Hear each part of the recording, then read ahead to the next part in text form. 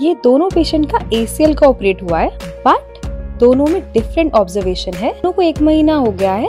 इसकी 90 degree range आ गई है, बट बहुत वीक है। नैना, इसको होल्ड करो और ये बहुत जल्दी ब्रेक हो रहा है, मसल वीक है।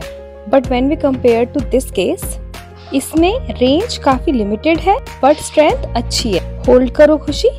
सो she is able to hold, तो स्ट्रेंथ अच्छी है। तो इनकी रेंज पे काम करेंगे।